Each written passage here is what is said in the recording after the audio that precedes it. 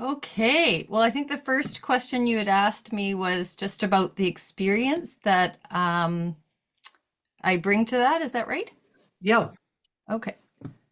Okay. So, of course, I've already mentioned a little bit of my lived experience. Pretty much, you name any social issue, I likely have some connection in some way.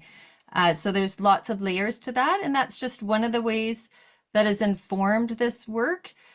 Um, but it's not the only work, the only experiences. There's the practitioner experience, there's the learned scholarly experience.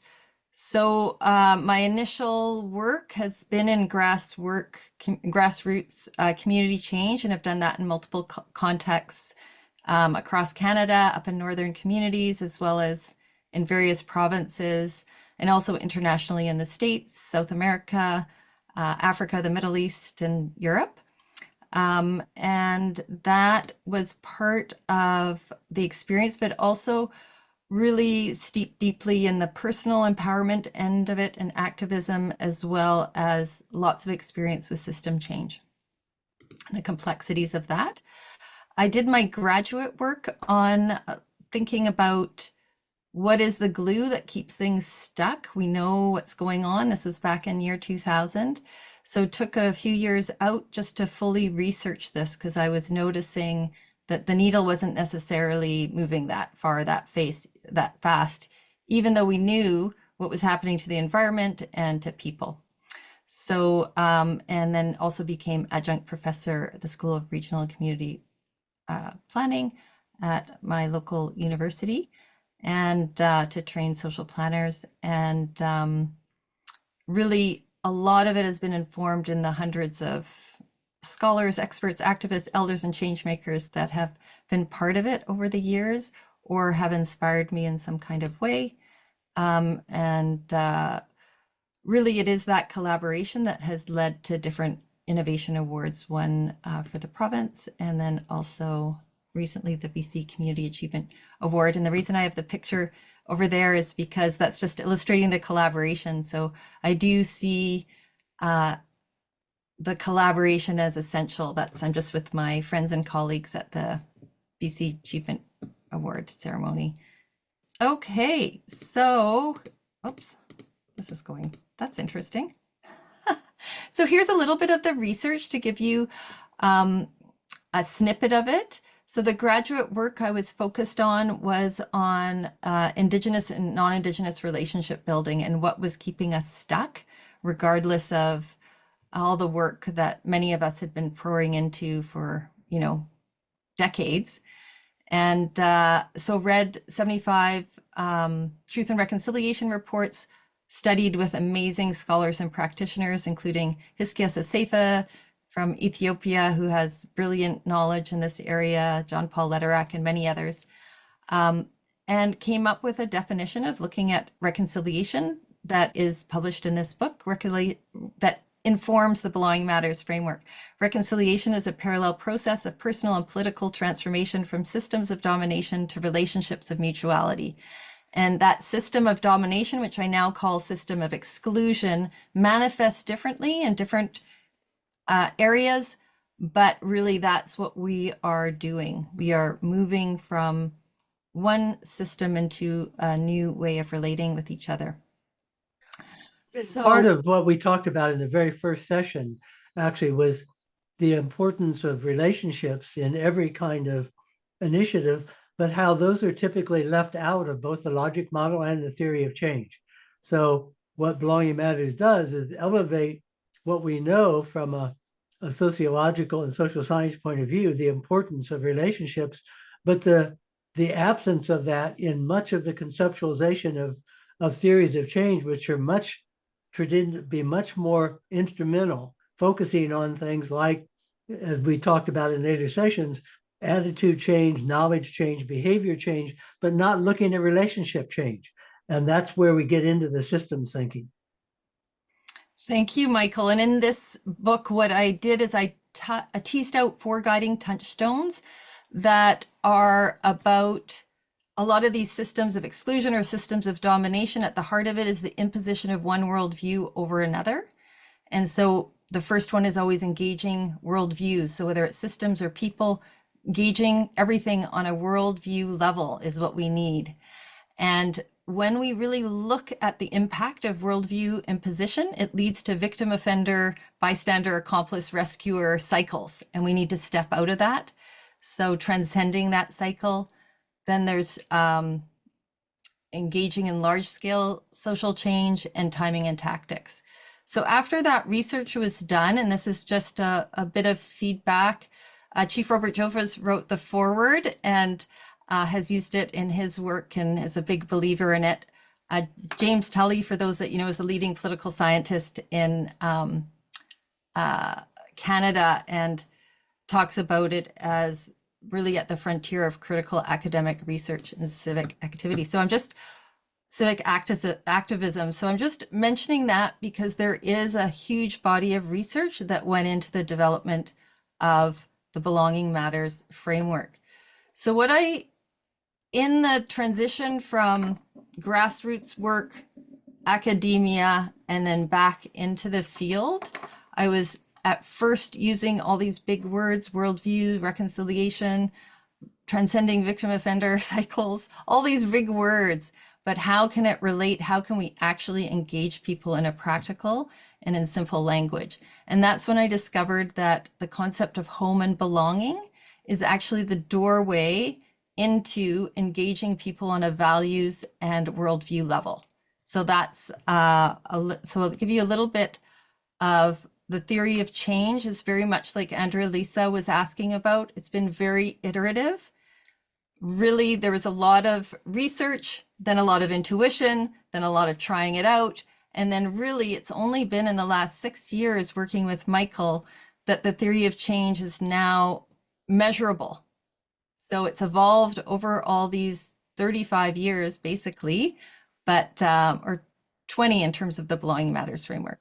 So we've already gone over the theory of change, but just again, it's an inside-out approach, engaging people in systems, moving from systems of exclusion to cultures of belonging. And it's about supporting ongoing meaningful relationships. And these are the values that we're affirming together. So I won't go over that again. And we've already talked about, even though it's, at first it looks like it's just a two-way relationship, these are the principles that guide, if you've been impacted by something or people with lived experience, our journey to belonging and the rest of the community, how they contribute with these guiding principles to a culture of belonging. And of course, as Andrea Lisa brought up, infinite lenses, eventually it becomes much more mutual because really every human being has lived experience with something. And then we start paddling together in a different way. Now, Farrell's added a comment in the chat. Okay. About worldview, reminding of some of Carol's reflections and learning on her work in Oliver on worldviews and recreation. Anyone else care to comment, or you want to elaborate on that, Farrell?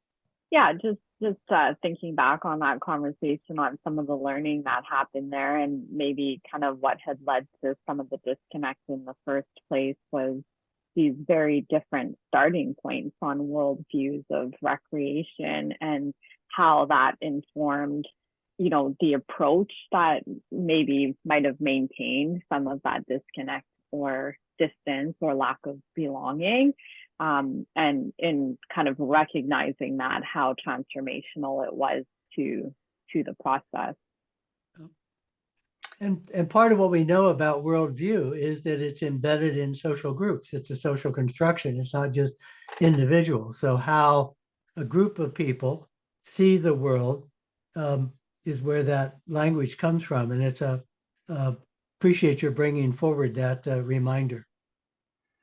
Thank you so much, Michael and Ferial. Yes, and really, I would say that the biggest, when people skip the worldview piece, what ends up happening is they are imposing their understanding and their solutions on other people, which is actually at the root of the problem.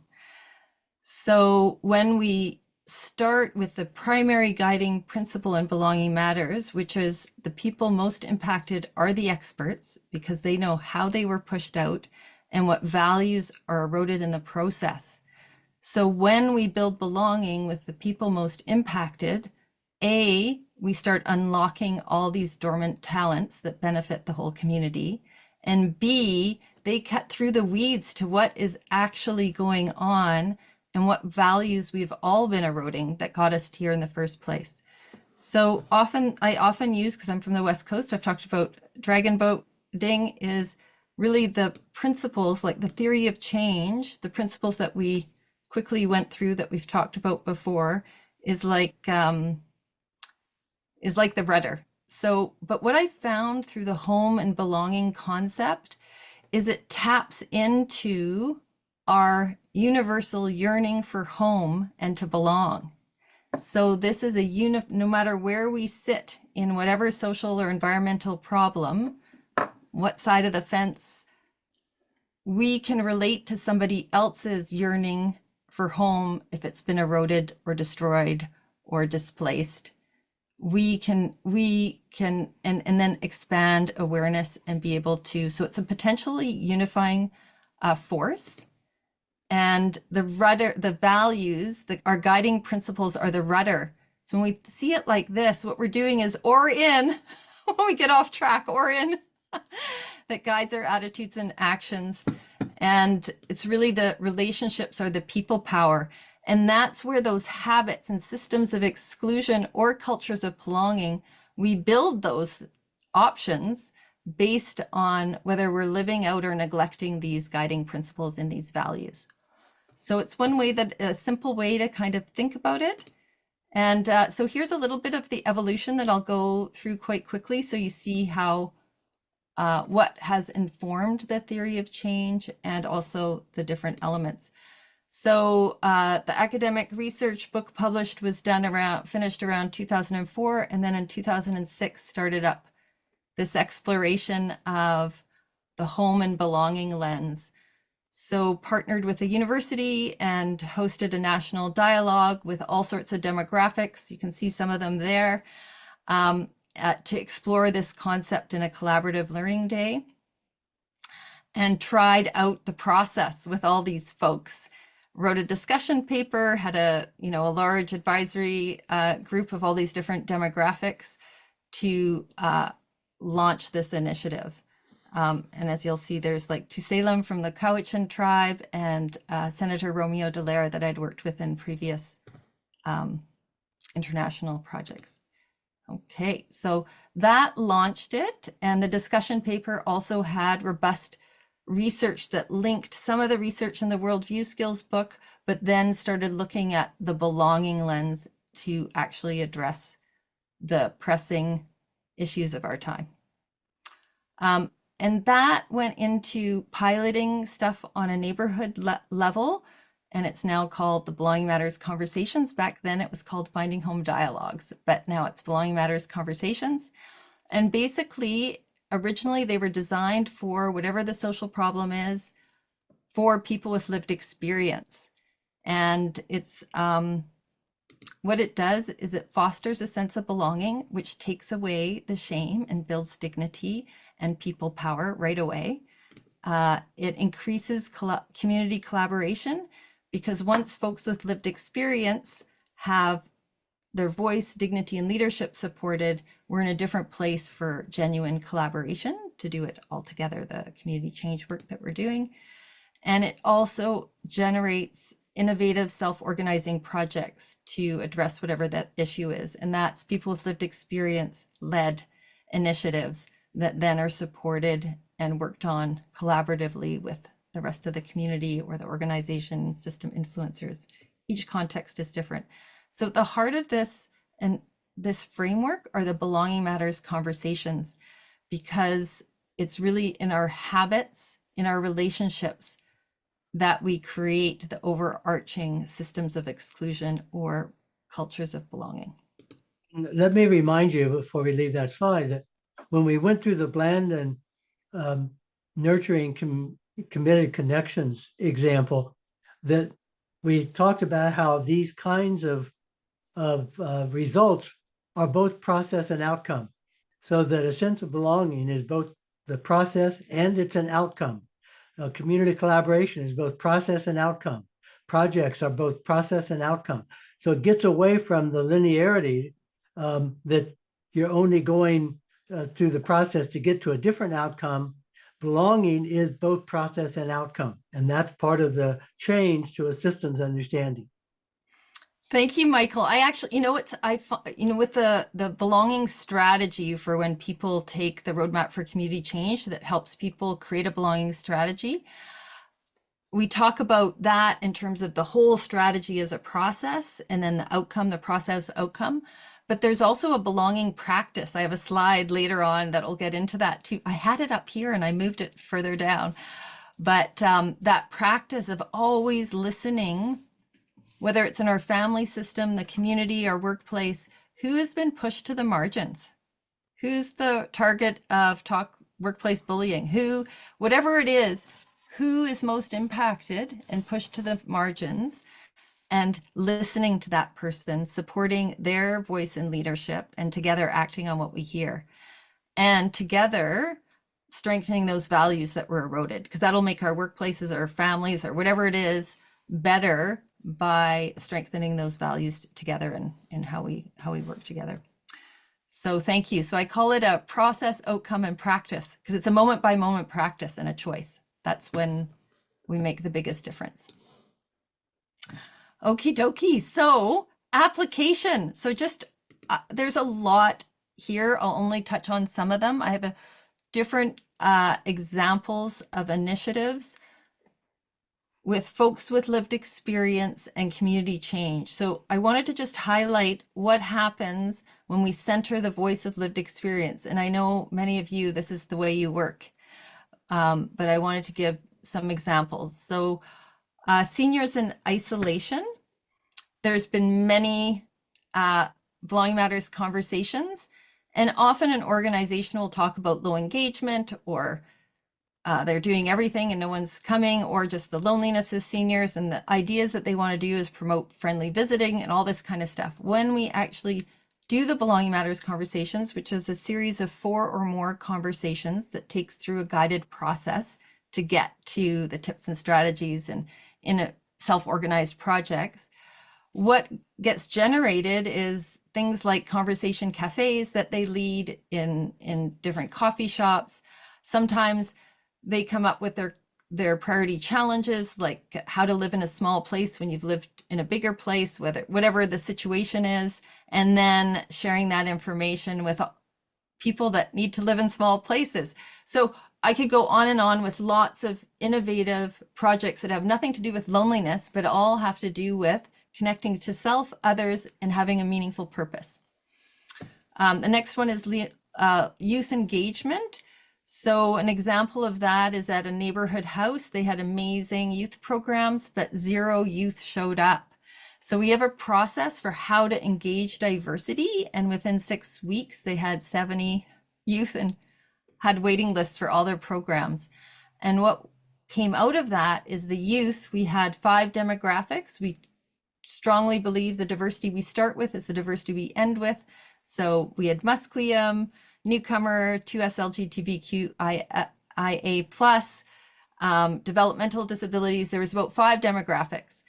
And they, through the Belonging Matters conversations, the output was a resource guide on where are the spaces for belonging.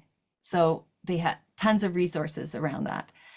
And that became a tool for system change and educating all the other organizations that don't know how to create youth-friendly spaces, because that was really at the heart of why people weren't using the program.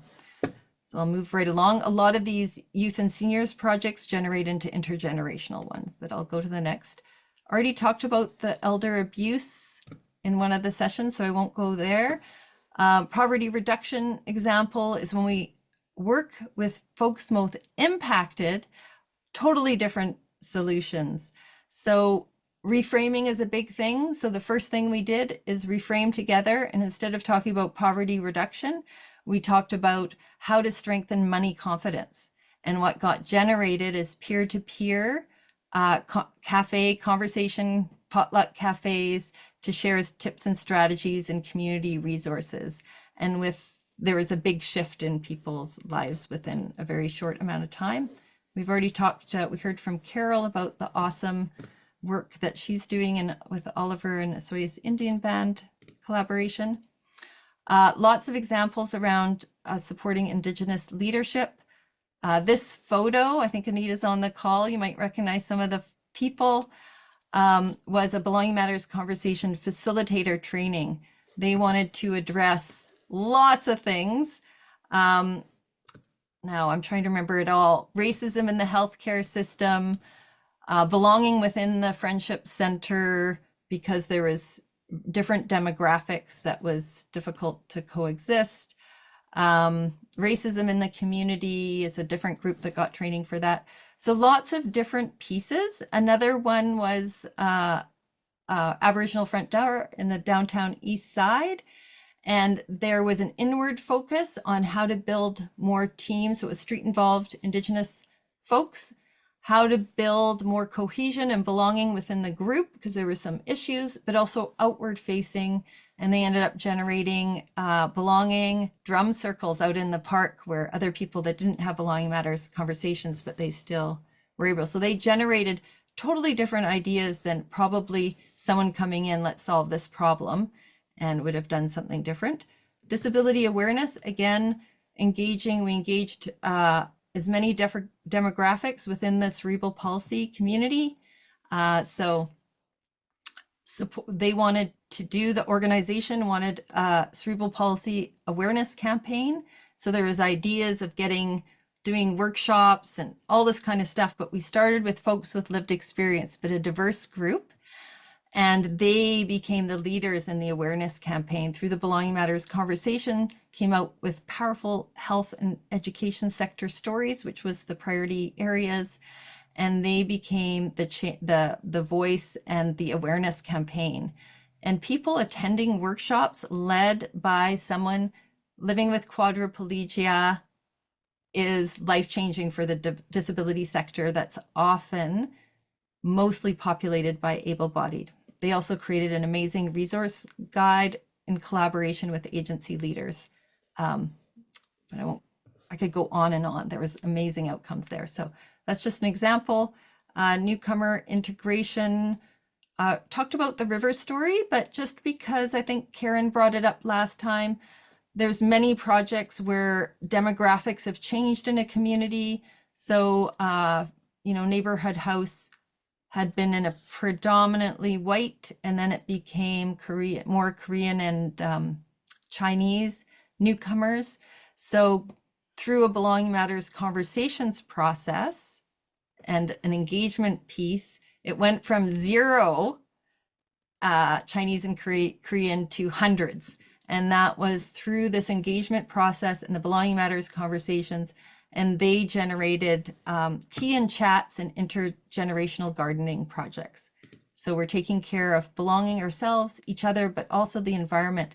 And that's what I love about the belonging concept and the home idea, is that it goes beyond our human to human relationships.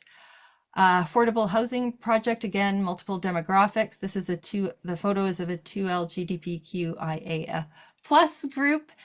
And even though the topic was affordable housing, when they dove into it through the Belonging Matters conversations, what came out was to address, this was 10 years ago, I think, no, 14 years ago. It was a long time ago. They generated, we need to address homophobia in seniors' homes. And that's what they've done. So when you see, if you live on the Lower Mainland, you see initiatives to do that. This is where it started. And now it's really taken off. So it's very exciting. Freddie talked about the overdose crisis. The big piece, if you remember, is people wanting to do naloxone kits. But then when you listen to the voice of lived experience, it's actually build dignity in the emergency room. And so the health champion system change conversations. And just briefly, this last one is just a picture of UNESCO wanted the Belonging Matters framework to have a course for middle school teachers to teach across the world bringing in the Belonging Matters lens to foster global citizenship. Things like climate change, so using the belonging lens to look at climate change and activities and modules, as well as migration identity. There was 6 or 7 modules. So that now is global and is accessible to anyone. They also animated my voice with cartoons, which was a highlight. But anyhow, okay, so that's a sampling of some of the initiatives. Michael, did you have something you wanted to highlight, or? I just want to emphasize for folks that this is modeling how you think about sharing your experiences and inviting you to think about both how you incorporate Belonging Matters, but also how you communicate what you've done in your own work to pull these things together. Go ahead. Okay, great, thanks. Okay, so I'm going to go through some testimonials, just, you know, part of what Michael talked about, the features, but I won't go in detail. So there's lots on our website under reviews. You can see tons of testimonials. So this is a person with lived experience, but we have multiple ones. One of my favorite is actually Luca's, the woman who lives with quadriplegia, about how Belonging Matters conversation, she frames it as, is like yoga on a seesaw. You get the supports, but you also stretch yourself in terms of your leadership. This one for me, belonging is the ability to express my true self, and it is a point of true power. The more I do it, the better I feel. It gives me the ability to be vulnerable and honest, and increases my creativity and takes away my fear. It's just some of the pieces we got there. Agency leaders often talked about going from silos, so especially in seniors centers. So I'm flagging this to Karen too, going from silos, cultural silos, to bringing intercultural senior groups together and moving forward together. There's a school one. So Joe, you might be interested in this one. She talks about the polarization around different issues, especially with parents on different issues, and how the belonging lens turned that completely around, because it's trauma informed, and also found unity around things that had really been stuck for some time. This is a decision maker within the health system who really loves Belonging Matters because it shifts from a reactive mode to a prevention mode. And Senator, for those that know, Senator Romeo Dallaire, he's not a senator anymore, but anyhow, he was in the Rwandan genocide. Most people know him for that. So just how important the concept of home is to everything. And if you don't know him, he was leading the United Nations forces during the genocide and was scapegoated afterwards, and led to PTSD, and that the values and concept of home is one that resonates for him. So he was at the launch dialogue. And Chief Robert Joseph has stuff to say about how it lays the foundational building block for reconciliation on both political and economic levels. And so all of this led to continuing on with the story. I think it was 2015, but I think it was 2015. The province asked us to go back to all the different sites that have had the Belonging Matters conversations and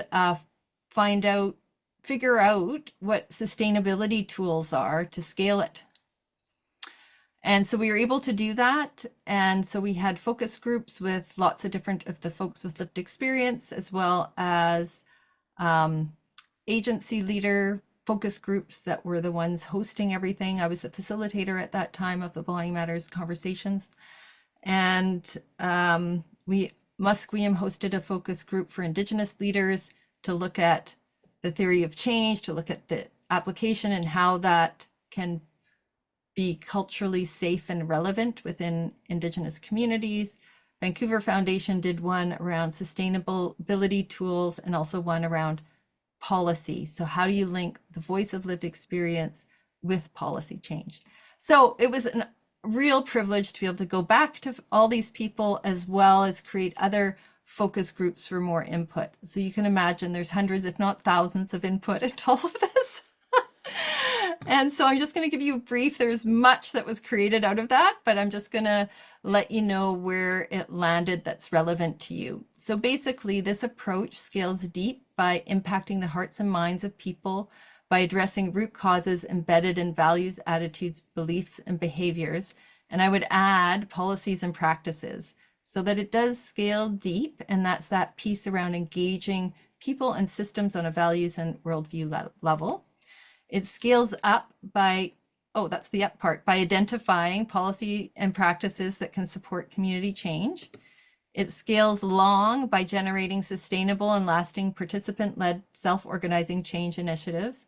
So when we went back to participants, 100% of groups, even if we hadn't seen them for 5 years, showed up. It was unbelievable. And they were still doing their self-organized projects, years later without necessarily funding, minimal support. Not that I'm advocating for minimal support. I think it should be maximum support, but just that when we tap into people's yearning for home and to belong, this is the fuel. We are igniting a spark within people, and there's just a desire to contribute and keep it going. And it scales out by offering leadership development, train the trainer options, keynote addresses, and scholarly research. And what the big finding from all of this was that, yes, the Belonging Matters conversations are the secret sauce, are the magic, and to do it safely and ethically and sustainably with the most lasting outcomes is to embed it in a change model. So to operationalize the framework, we definitely need the Belonging Matters conversations, and we need to embed it in an effective change process. So what I did after that project is looked at all the ones that had the best outcomes and created this process wheel. So the Belonging Matters conversations is usually about a month to 6 weeks long, like once a week, is number 4. But all the things you have to do, I like to call it tilling the soil. If Belonging Matters is this heirloom seed or some kind of fabulous seed you want to plant, if you just put it on parched land, nothing much is going to happen. But if you till the soil and the things you do afterwards to link that to empower, building leadership, system change conversations, then that's where the sustainable outcomes come. And the third piece is it's an all hands on deck effort, so that a culture need to be infused with belonging skills, tools, and practices. So those were the main 3 things of operationalizing. And so here's my slide on the belonging practice. When we listen to the people most impacted, we're listening to them, but we're also recognizing their expertise, not just listening and crying or listening and trying to serve their needs. We're listening for their expertise and supporting their leadership. So I've already talked about the practice, belonging as a practice outcome process. And so here is where we have landed around giving guidance on how to operationalize Belonging Matters. So this piece, and I want to thank Michael because he helped me with this when I was trying to work this out a few years ago, is identifying— Jessie, let me interrupt for a minute. Lauren's asking if the 9 steps of the Belonging Matters framework have been articulated somewhere, if those have been made available.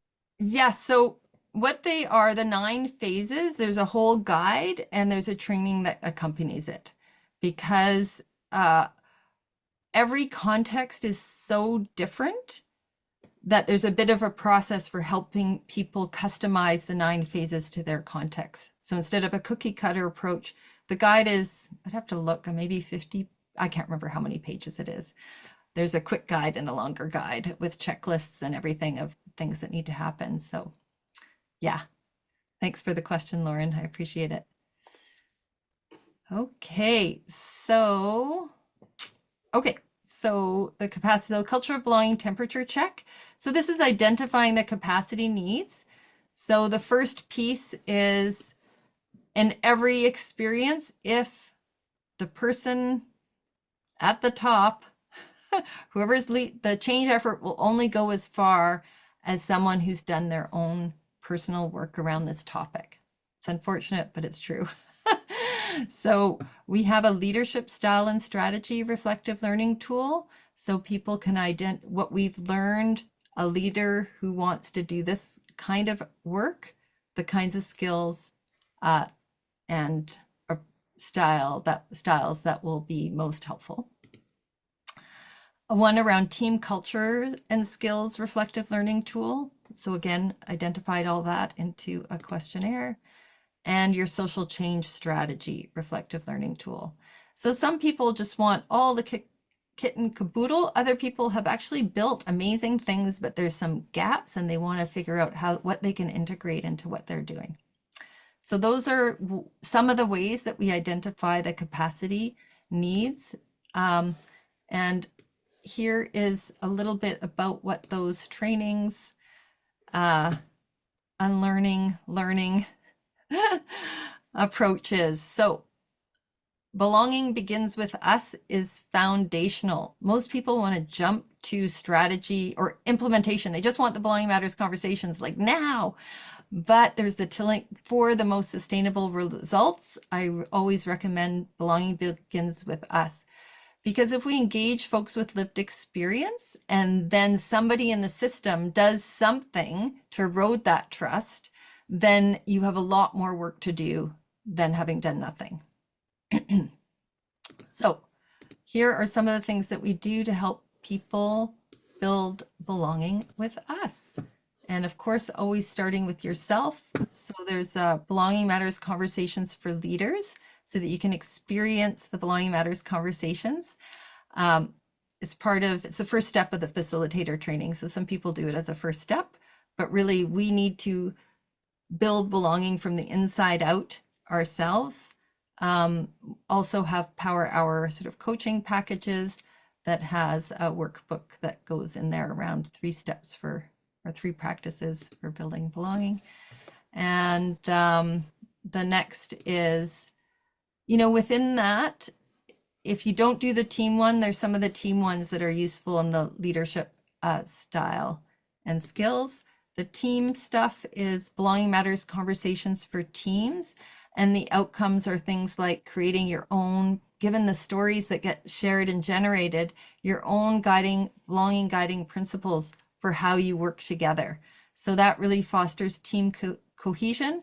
Because if we are walking the talk, we're inviting people into a culture of belonging instead of building belonging with those poor marginalized people and to a chaotic home.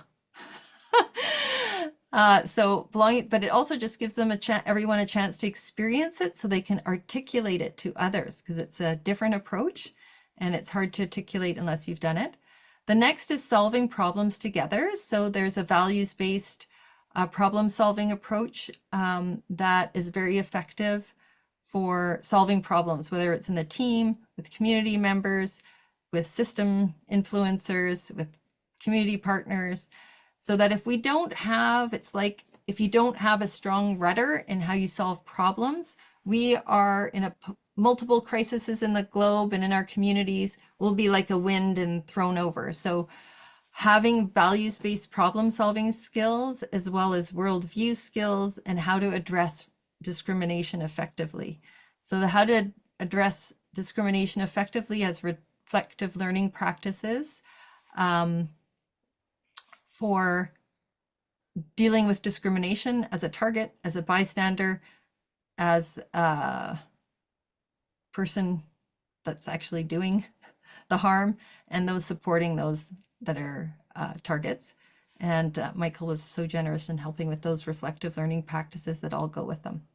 And the worldview skills, how to engage worldviews, how to build unity across worldview differences, and how to regenerate worldviews that have been eroded, that we are keen to have generated again. And so those first 2 steps are really tilling the soil. We're getting ready. And building the belonging strategy is your planning for the journey leading up to. So we have Roadmap for Community Change that gives you your overarching strategy. It's a 7-step sort of reflection process, team collaborative planning process, engage diversity, the engagement piece, the magic little formula that I have developed over the years, and you're doing the evaluation one right now. But because we've been doing this for so long, we have templates that match the 9-phase thing for work planning, cost projection tools, build your own budget, role planning guides, you name it, we got it. So all of those things are in there to make things simple for people or save time.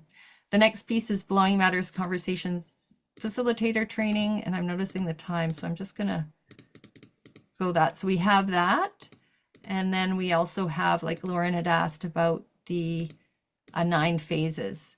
So there is a guide and then orientations and some we really customize based on the needs, what the actual training pieces are so that people can avoid pitfalls and have the most success. So there we go. And there's lots of guides and templates and handouts that people can use or not. But